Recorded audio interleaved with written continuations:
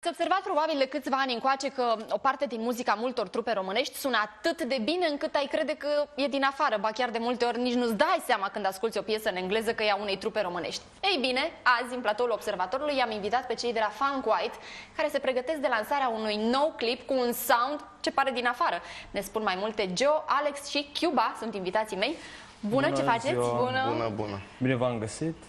Bine ați venit. Cum e cu noul clip Plug and Play, nu? Da. Noi de-abia așteptăm să-l lansăm, suntem foarte entuziasmați, o să fie primul nostru videoclip.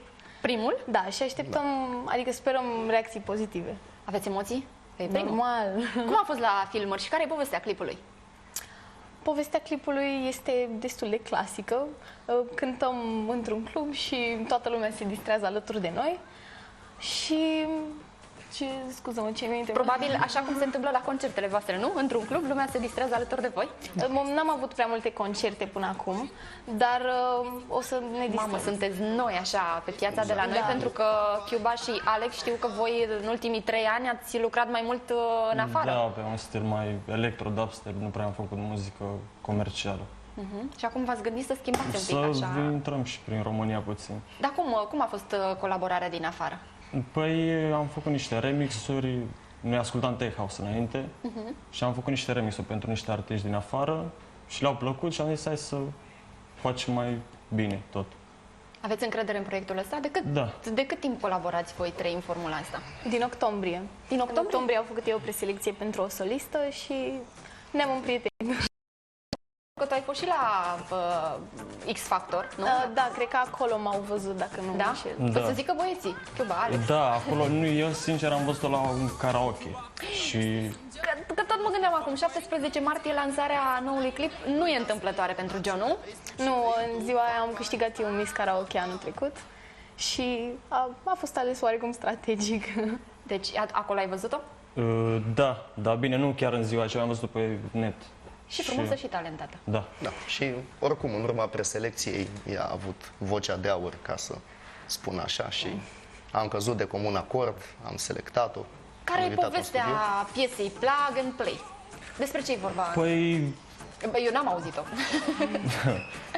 Deci ne-am gândit, e ceva, nu știu cum să-ți explic, n-ai chef să muncești, să uiți de tot și lași totul la o parte și... Oricum a fost foarte spontan, am făcut versurile foarte rapid. Cine, voi le-ați făcut? Da. Așa, acolo fiecare venea cu câte o idee, o idee, două idei. Da. Care va să zic că nu v-a luat mult să compuneți versurile, nu? Nu ne-a luat mult, dar a fost interesant. Muzica se compune și versurile se scriu sau e invers? Noi facem... Da, ai dreptate. Muzica mai întâi și după aia versurile. Deci aveți emoții pentru lansarea noului clip, care spuneți că nu așa trebuie să-l vinde, să spuneți că e ceva clasic. E altceva, n-ați mai văzut așa ceva. Nu ne-am referit la ceva clasic, în sensul că s-au mai făcut videoclipuri ca al nostru până acum. Ceva clasic la modul că toată lumea trebuie să se distreze în momentul ăla. Dar unde l-ați filmat? În București? Da, în două locații, putem să spunem. Nu, spuneți-mi, vă rog, ceva de la locații. filmări.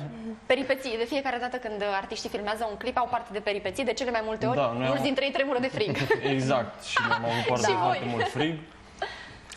În a doua parte, că în prima parte am avut de înfruntat o căldură extraordinară din cauza luminilor, reflectoarele au fost... Și am filmat videoclipul undeva afară, când erau vreo minus 10 grade și eram în pantalon scurt și tricou și a fost extraordinar. Care va să zic amintiri de neuitat. Vă doresc mult succes. Mulțumim, cu toate noutățile aici la Observator, să ne spuneți ce faceți, unde mergeți, că aveți mult succes și mulți fani și să aud numai de bine din partea voastră și vă mulțumesc pentru prezența în Observator. Mulțumim și noi pentru invitație. Succes! Cele mai